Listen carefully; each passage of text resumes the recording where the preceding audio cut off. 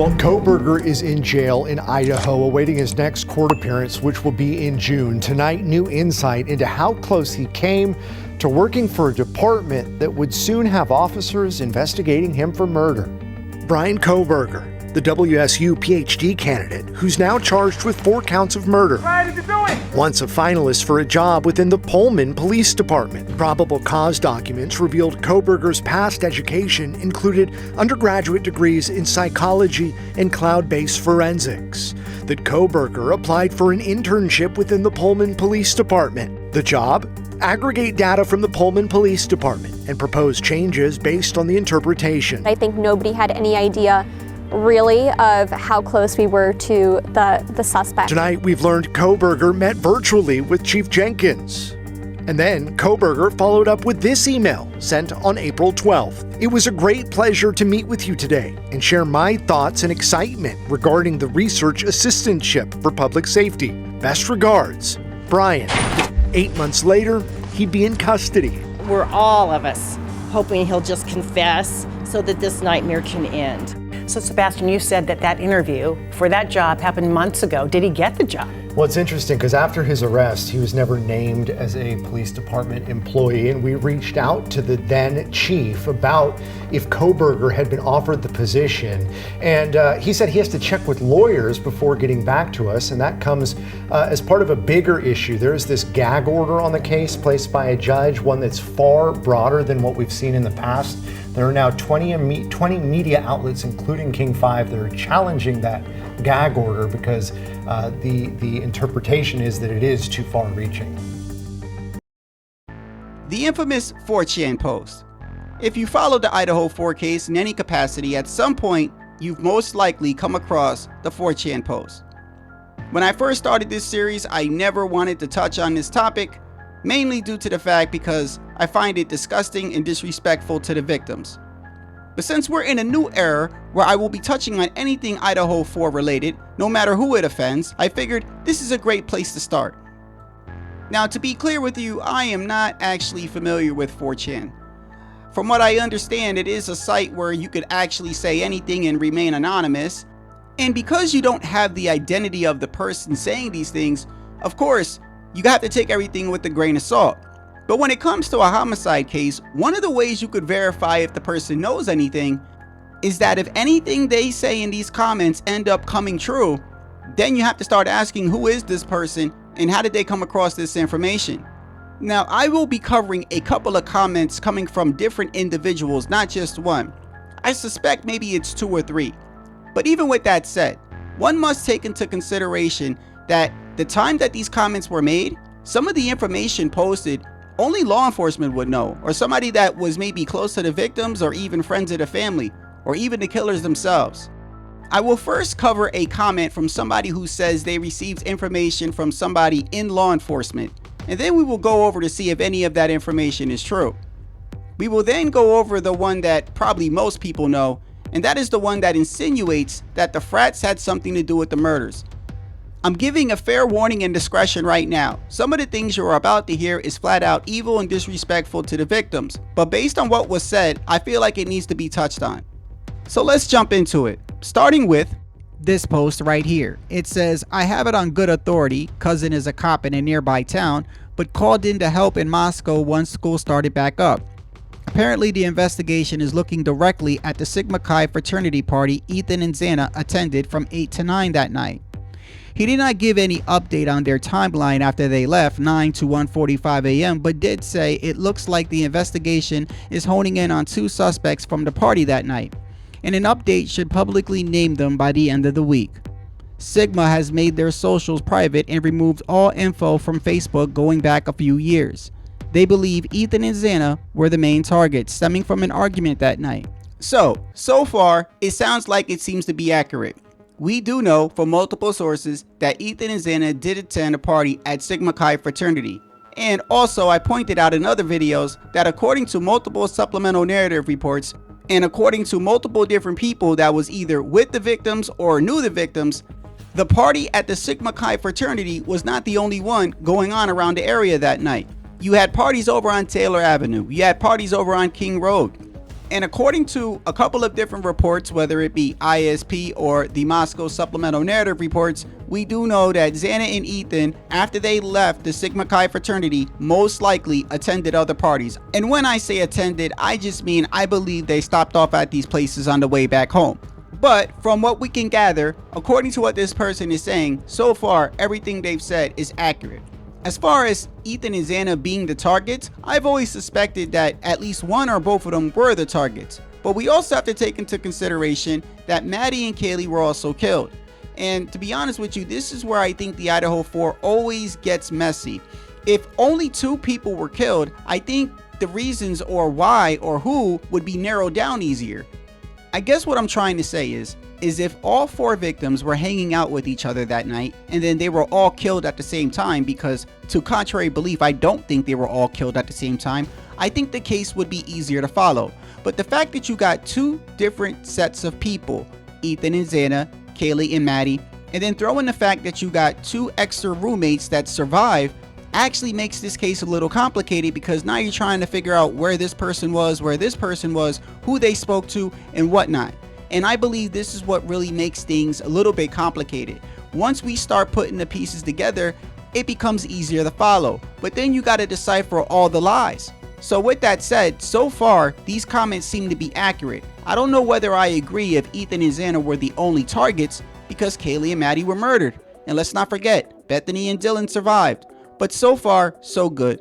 Moving forward, it starts to get interesting, because now the person will start talking about who we obviously know now to be Dylan and Bethany, and starts pointing out what they believe was happening during the time of the murders. Let's continue. Downstairs survivors, that's Dylan and Bethany, can hear 2 males rummaging through the room above them, and they figured it was an after party, so they locked the doors and went to bed. Then they discovered them in the morning, about 30 minutes before the 911 call. So they called their friends at Sigma to come over, who in turn called the police. It's right across the street.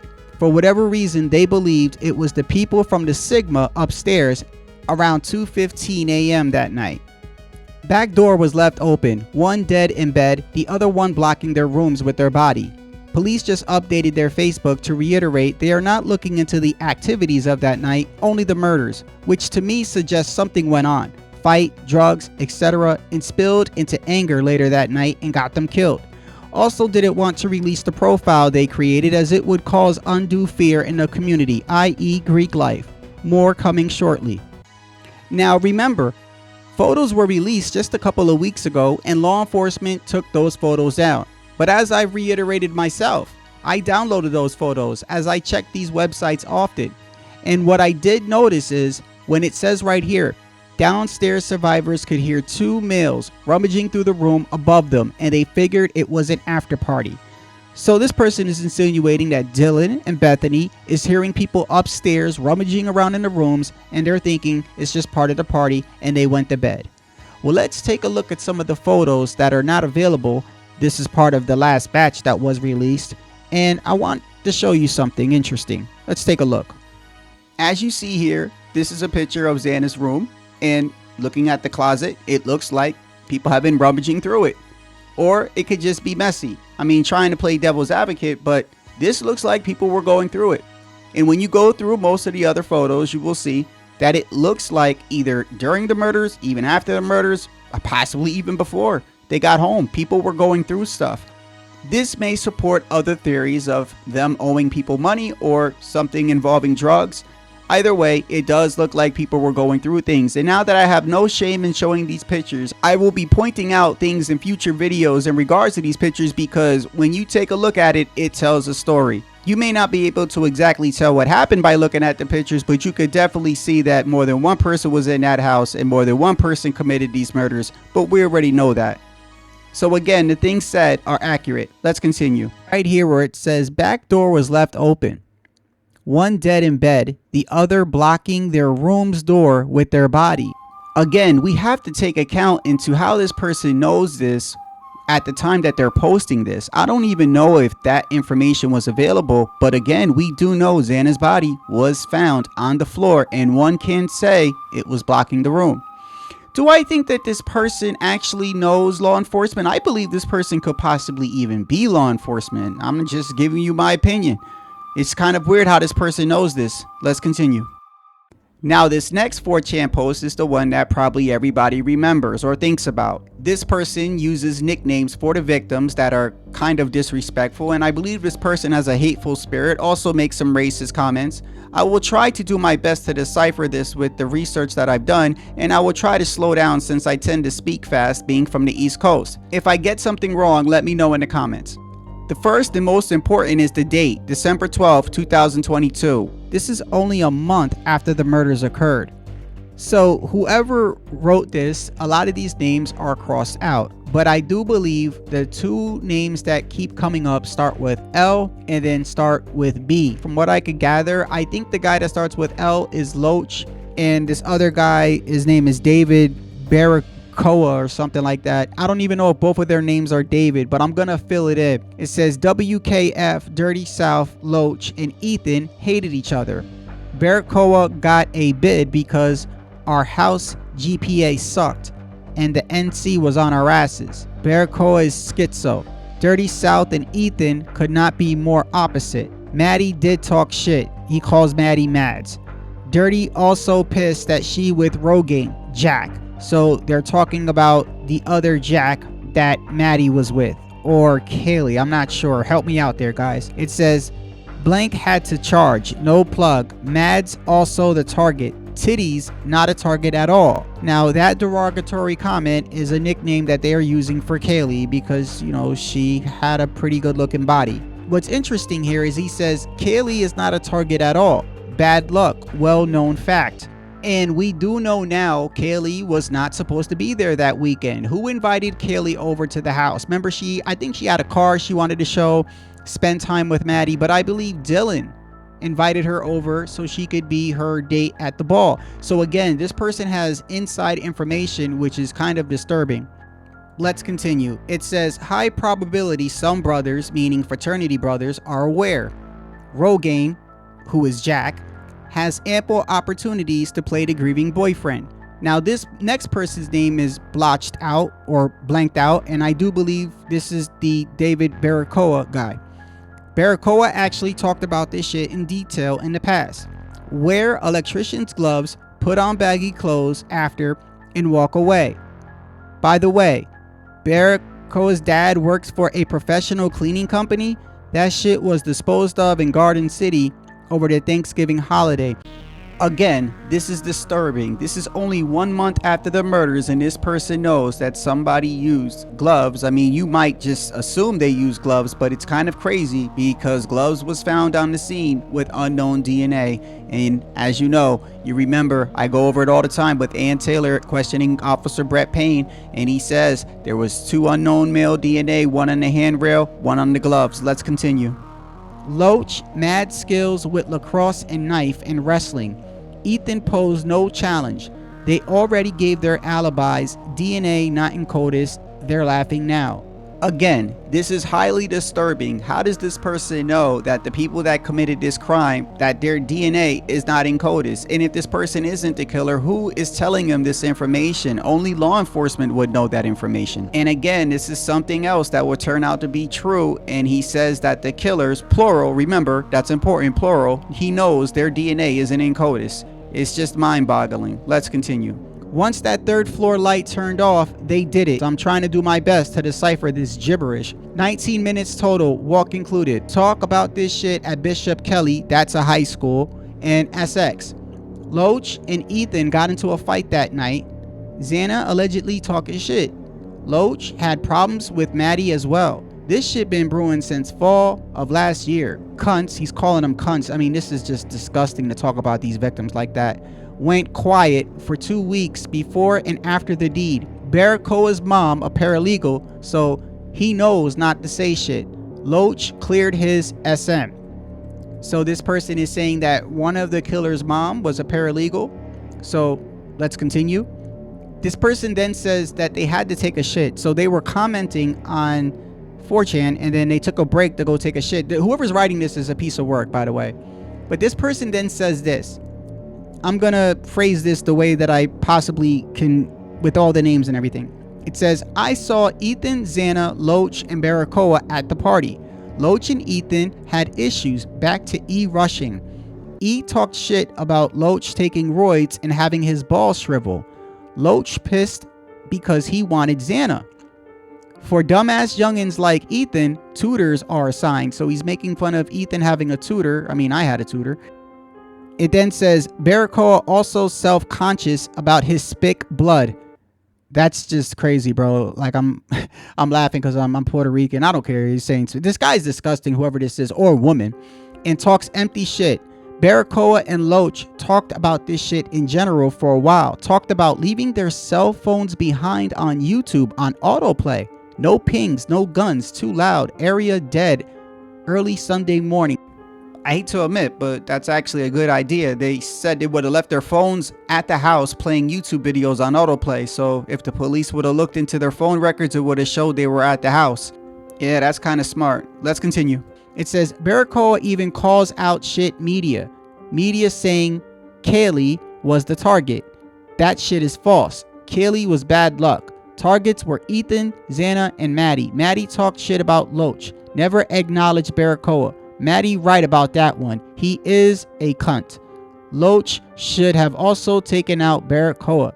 So I'm not even sure if this person is saying that the other killer should have killed the other killer to stop him from talking, or if that other person he means Bethany. I have no idea. Trying to decipher this is crazy, but I will tell you this, it's flat out evil. The person is a hateful person, disrespecting the victims. But with all that said, some of the things said in this comment, a lot of it came true. The fact that Kaylee was not supposed to be there and she was there. The fact that the person was talking about wearing gloves and we know that blood was found on the gloves. We also had the post previous to this where that person was saying that law enforcement told them that a body was blocking the doorway, and we do know Xana was found on the floor and Ethan was found in the bed. But this is insane, that the fact that this person has no respect for the victims, calling them by names, this person is racist. It's disgusting all the way around. While making this video, I tried to find some other places where the 4chan was, and I did happen to find this part here where some of it is not blotched out. So we know that the B starts with Barry. I don't know if Barry is short for Baracoa, because this person is using a whole bunch of nicknames, but it says Barry and Loach, and I believe these are the same people. See right here, Barry and Loach talked about this shit in general for a while. Talked about leaving their cell phones behind on YouTube and on autoplay. No pings, no guns, too loud, area dead, early Sunday mornings. Now, what do we have in this case that could back up that Ethan was probably in a fight when he left the party? Well, the closest thing we have is the audio and camp located on Linda Lane. I will now play an excerpt from one of my past videos labeled Inconsistencies, which you could find on my playlist on my channel. If you wish to fast forward this part, you can, but this actually is being played so it could back up the theory that one of the people that made the post on the 4chan could have been one of the killers, Loach and Baracoa. And it is around 1 a.m. is when we start hearing what seems to be a fight. I will attempt to explain why I think it's Ethan and Xana. Now, before we do this, remember the ISP report that I just read from. An unidentified female witness says that she last saw Ethan and Xana leaving an apartment around 12:45, apparently to go home, and this was around Taylor Avenue. Now, around 1:15, you're going to hear a whole group of people run up on somebody, almost as if they caught them, like a group of people was looking for somebody and they finally ran into them. Now, I just paused my own video to just say this is just to support the theory of the 4chan. So in this theory, the people that are running up on Ethan and Xana could be taken as Loach and Baracoa. Let's continue. And even though you cannot understand every single word that's being said, it's safe to assume that you understand this is a fight. And I also believe that a couple times throughout this audio, you will clearly hear people say Ethan's name.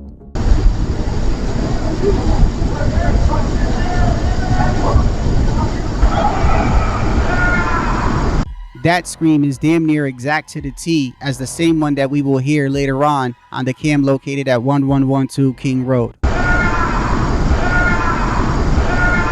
Now at 1:16, you could clearly hear two men fighting, and you're going to hear a woman screaming. I don't know, maybe she's in pain, maybe somebody grabbed her, maybe somebody grabbed her hair.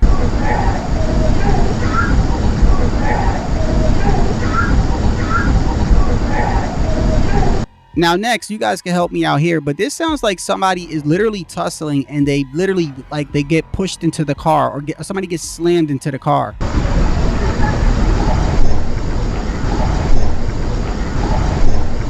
After the car bang is when they start chanting and singing Country Roads to cover up all the noise they're making. Take me home, country road. Take me home, country road.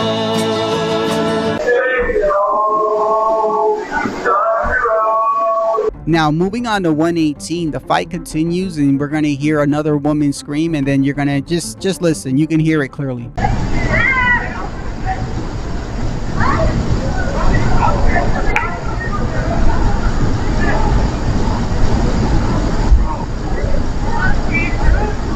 I mean, I don't know how you can't tell. There are multiple people fighting in this audio.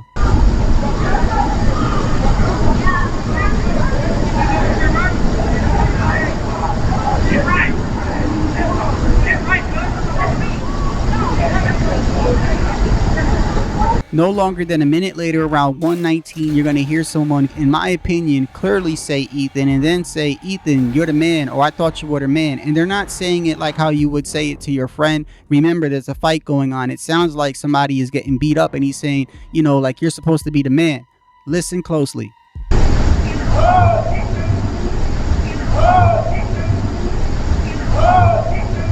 This is followed by a woman saying no, and then there's a scuffle, and then the man is saying, Ethan, you the man. But he's not saying it in a nice way. And for me, this is pretty clear.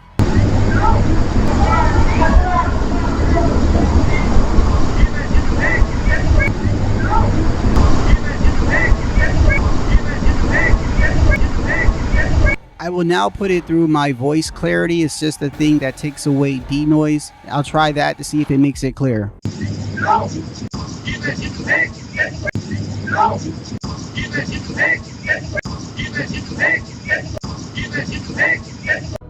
If you wish to catch this episode in full, since that was the condensed version, this is called Inconsistencies. This episode can be found under the Idaho 4 Files series playlist located on my channel. But to end this section of the video, do I think that the person that made the 4chan post was the killer himself or one of the killers? No. But I do think this person does have a connection with either the victims or maybe one or both killers. And I do say multiple killers because at this point it is actually a fact that multiple people were in that house with unknown DNA, one of them with the blood on the handrail, the other with the blood on the gloves, which was mentioned in the 4chan post. Maybe one day we'll find out who was the author, but I wouldn't hold your breath. The odds are slim to none.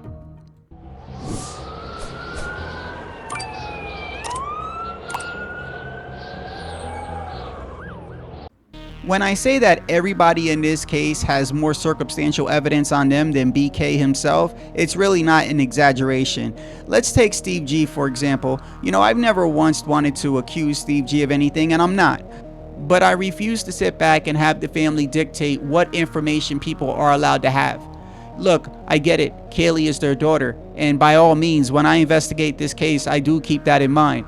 But I find it very odd that when people are trying to find out who else was in the house that night, and you have the family doing everything they can to have people not look at that, it's very suspicious.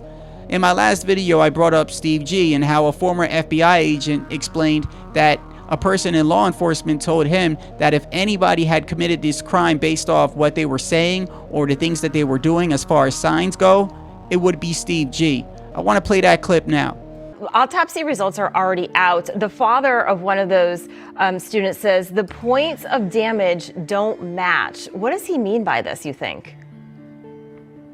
Well, to tell you the truth, I don't know what this guy means. I'm going to take a little bit of a turn on this because he himself, not law enforcement, he says conflicting things constantly. And he says things that are very odd over and over again. A 20-year police officer reached out to me yesterday and said he's never seen anyone that seemed like they have committed a homicide more than Mr. Gonsalves. It's also important to note that Steve G went to the hospital on the morning of the murders, and in fact, his significant other sat there in an interview and said that he had never went to the hospital before, but of all days, the day of the murders, he wakes up with one side of his face swollen. He ends up going to the ER and is later told he has Ramsay Hunt, an infection. That day started out as a very odd Sunday in the first place, because he was sick, and he's never, ever sick.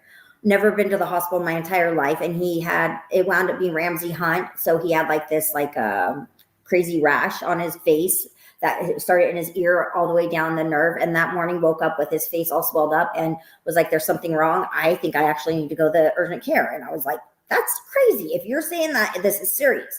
So that's how the morning started out. So came home. They diagnosed him with Ramsay Hunt, and he was in a lot of pain. But our son came over, and they were watching the football game.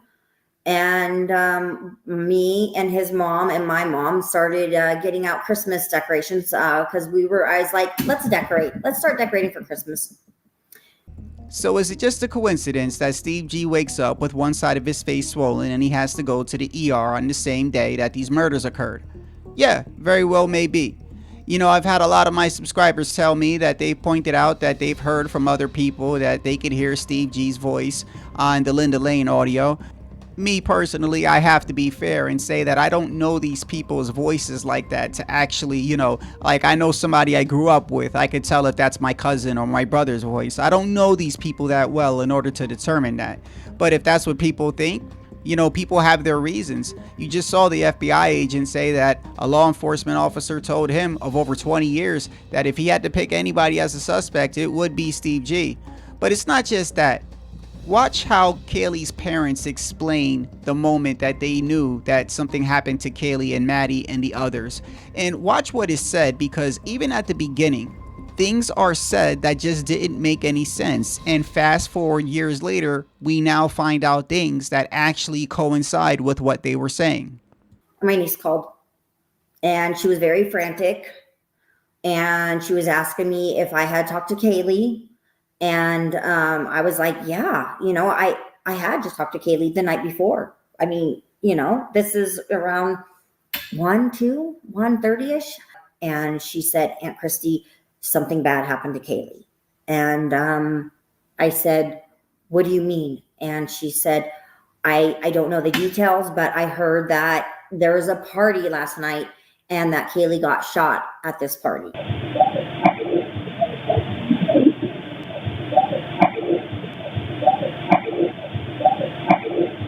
Now, mind you, this is before even the news is out. She's getting information from other people that Kaylee had been shot. Why is this interesting? Well, number one, I pointed out in other videos about the plainclothes detail with Officer Rosendahl in Tinsdale. Go back to my playlist and you'll see. One of the things that I find interesting is around the time of the Banfield stop, which is around 2:53, 2:55. That stop is happening around the same time as the commotion captured next door at the 1112 King Road residence.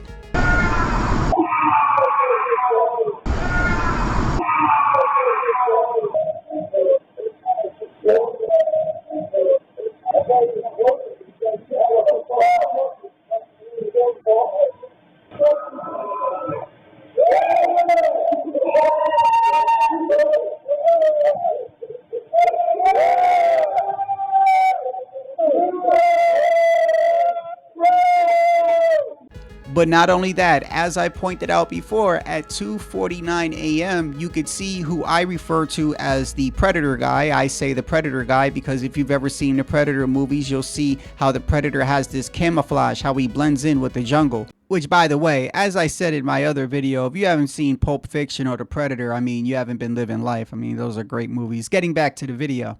Well, there's a man seen firing a weapon right on camera, but he's kind of blurred out, which proves that the footage has been tampered with.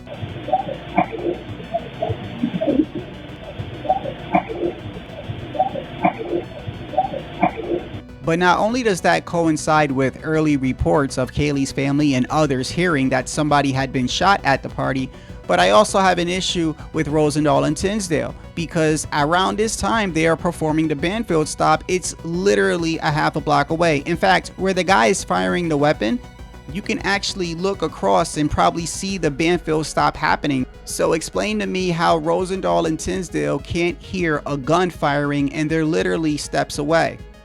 Another thing that's important to remember is on the 4chan, the person that was speaking mentioned that Dylan and Bethany thought that they heard two males upstairs rummaging through the rooms, right? We see the pictures, it looks like there's rummaging, right?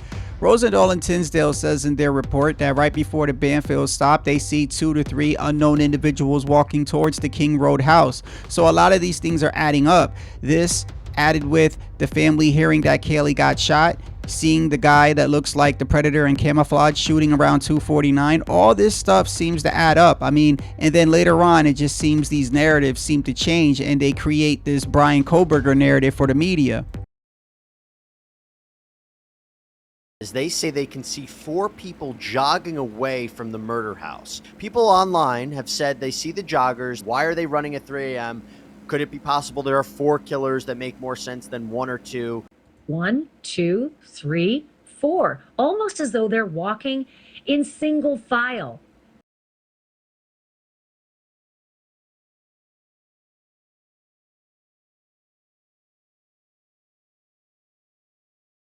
Tell you what, I catch myself watching the Linda Lane cam and King Road cam all the time. I mean, when you're investigating this case, you got to cross-reference stuff. You'll be reading a report and you got to look at the times. And if anything is close to King Road or Linda Lane, I go back to the footage and take a look at things.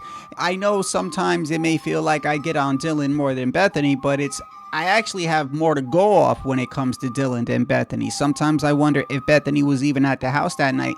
Sometimes I wonder if even Dylan was at the house that night. And I was going to bring this up in my last video, but I'm still not sure if it's her or not. But to be honest with you, I don't care. I'm just going to say it. I think this is Dylan pulling up in his car at 6:30 in the morning. And I think this is her walking towards the residence. She looks like she's wearing something similar of what we'll be seeing later on when the police pull up. But let's just say that is her.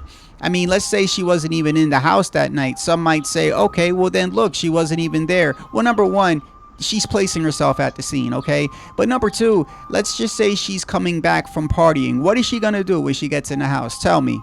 Let's not forget that in the supplemental narrative reports conducted by the Moscow Police Department and the ISP reports conducted by the state police, all of them say that she said that she was drinking for days. She was on an alcoholic binge. So I'm thinking she has a hangover. She's probably gonna go straight upstairs to her room, right? So we know Xana's laying right out in the open. And not only that, but there's so much blood in that house and the smell of blood is overwhelming. Did she just walk past her and just go in her room and go to sleep? This is the stuff that actually, it kind of upsets me because it's like you take us for a fool. Like, no offense, I'm not a guilter, bro. I'm not a sheep. I don't just listen to Nancy Grace and go, okay, that's what it is. That's not how it works. I listen to what people say and I look at what the evidence is and I go, okay, that makes sense. It doesn't make any sense. Either of her stories doesn't make any sense. If she was there, there's no way she didn't know what happened. Even if she wasn't there and she walks in the house later on that next morning. So you mean to tell me she walked upstairs, went straight to her room, didn't see Xana laying there, went in her room and did what for hours? Just took a nap? I mean, either way, the story doesn't make any sense. A couple weeks ago, I was making a video and I was going to talk about this topic in that video and I ended up not doing it because I wanted to actually learn more about the topic before I actually, put it in a video. But before I get on that, for anybody that's investigating this case, if you go to the sites, the Moscow Police Department, the ISP, Ada County, whatever it is, court transcripts, photos, whatever, I suggest you check these sites at least daily or every other day. And if you do check it, and you see something new, make sure you download it immediately because law enforcement has a habit of taking this stuff back down once it's been released. And the reason why I think they do that is obvious, is every time they release something, we learn more of what we already know. We've been lied to, and there's always more inconsistencies, and they know that. And I don't even know if there's a law against that because they are lifting the gag order and then they're still taking it back down. But anyway, in the video weeks ago, I was going to talk about the body cam in the morning after when the police show up. And I've always had an issue with that scene because when the police get there, Hunter has a knife and they find 2 bodies in the house. And they don't even separate anybody. They just tell them to go step outside. I mean, these people, you don't know if all the killers are there. The killers, obviously killers, but they're just out there talking, mingling. They could exchange information, take stuff off, erase stuff off their phone. I mean, we know Dylan did that the night before. It's just very unprofessional in my opinion, okay? But while they're out there on the body cam, Dylan has something written on her arm right here. And some people think it says somebody's name. I think it says Gideon. I'm with the camp that believes that it's Gideon. And when you look up Gideon, you think of like the Bible and stuff, right? And I was looking more into that. And while I was doing that, I was looking at one of the most recent drops is the Maori supplemental narrative reports. I love this right here because it's got the same supplemental narrative reports I have printed out in the living room. The only difference is in those reports, a lot of the stuff is still redacted. You got names that are still crossed out. On here, a lot of those names are now revealed. So I'm having, man, this is like, I'm just having a joy reading through all that stuff. But while I'm doing that, I come across Ann Taylor's witness list, the people that she was going to call to the stand. And on number 46, she was going to call Gideon Roberts, ISP District 2. He's a state, obviously, an officer with the state police, Idaho State Police. So what I want to do is go on my desktop, go online, and let's see what information we could find on Officer Gideon Roberts. And one of the first things that pop up is this investigation where they busted this guy that was selling methamphetamine.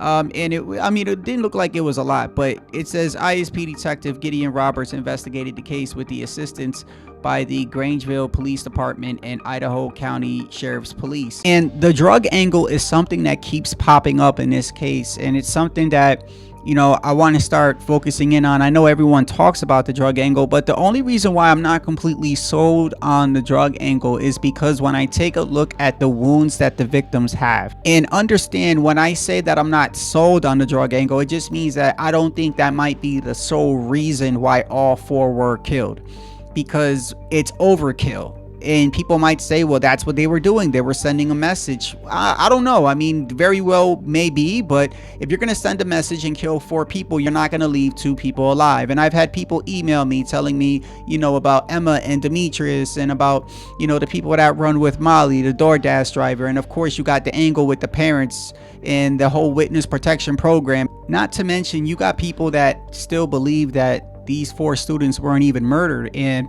I wish that was true, but in the last photos drop that was dropped a couple weeks ago, the one that they took back down, I don't know if they put it back up, but there's a picture of Xana on there. And you know, I'm not going to show that photo for obvious reasons, but I mean, it's something that you don't want to see. Once you see it, you want to unsee it, especially it being Xana. She's the reason, you know, why I kind of taking this case a little personal, you know, because for my own personal reasons. But anyway, yeah, there's a clear picture of her face, and it's clear as day. It's her, and she's not alive. Another thing too is that things don't add up when you're taking a look at these photos, and there's something that I want to show you real quick. Whenever you're going through these photos, one must keep in mind the narrative that has been set in place. They say Brian Koberger parked his car between 4 and 4:30 and then, you know, committed this crime in under a span of 10 minutes. I mean, you got to understand that, let's say he did park his car. He needed some time to get in there. He didn't just get out the car and just run inside there and start killing everybody. And then on top of that, if this was a so-called drug hit, I think it was probably one of the most sloppiest hits ever made, because I don't think the audio we hear on Linda Lane is fake. I just think it's been tampered with. And then on top of that, I don't care how many times you run this by me, leaving 2 people alive and trusting them to be quiet. I've had people email me and say, well, you don't understand, you know, when you're scared, you're not going to say nothing. And again, you're not understanding what I'm saying. You don't want to gamble with leaving people alive, because at some point they might talk. They might be living their life and they can't sleep no more because of what they did. They might feel guilty. You are taking a chance by leaving people alive. So when it comes to this whole drug angle thing, I'm really fighting with it. I'm not saying it's not a part of it. I just think there's a lot more to this than what we're being told. but there is definitely evidence of people rummaging through things and going through things. And also there's a part where you see these passwords, like this notebook that says passwords. And I don't know if law enforcement opened up the drawers and put that there, but I don't think it's law enforcement, because you got pictures of it before and after. Things are moved around, and it looks like these people were murdered and then people were looking through things. Whoever committed these murders stayed in that house. They had a lot of time to do things, clean up, try to hide things. I even believe they ate food. Right there you see that there's a smiley face on the floor. Am I bugging, or does that look like somebody took their finger and actually put it in blood and kind of made a smiley face? I don't see how that's accidentally made like that. And if you keep scrolling through these pictures, you will see that law enforcement even paid attention to that smiley face. There's like constant photos. They're like circling around it. They look puzzled. There's just a lot of things in this case that doesn't make any sense. And I just don't think a drug hit is the simple answer. I think there's a lot of other things in play. I think Bryan Kohberger, how he comes into this crime, is also very suspect. And the fact that he was, you know, looking to be in law enforcement, and the fact that he's very witty and knows the laws, and the fact that he of all people should know that they hardly had a case on him. There's a lot of things that just don't add up. But I'm going to tell you right now, the more that the family and friends of the family and law enforcement tries to persuade people to not look into this case after law enforcement has admitted that multiple people were in the house, I'm telling you, all you're going to do is attract more people into this case. Yes, I understand there's a lot of gullible people like the guilters out there, but those people are always going to be like that. These are sheep. These are people that are going to believe if you, what's the old thing, pigs fly? If you told them pigs fly and you just said it stern enough, these people wouldn't even check to see if pigs can fly. They'd just be like, you know, they said pigs fly, so pigs fly. That's just, those people are always going to be here. But for the open-minded people and the people that know that something isn't right and that they've hid this crime from us, you know, people are going to always look into this. And I'm going to tell you right now, this community is some of the smartest people that I've ever been around. Just the people that are subscribed to me, they say things in the comments, and I just know that the more people look into this and the more we spread the truth, at some point something is going to happen. And I do think we will find out the truth later on. I don't know how long it's going to take though. If you stay with me for the rest of this or the entirety of this video, I sincerely thank you. And I thank all my subscribers. You guys are great. And now that metaphorically the gloves are off and I will talk about and touch on anything in regards to this case, I think that this series is going to open up even more, because now I feel like I don't have any restrictions that I placed upon myself out of respect for the family. But like I said, when you have the family trying to tell us to look the other way, when in reality I feel like we are helping them, that's very suspect, and that's a red flag. And we will look into this more. Tune in next time as we dive deeper.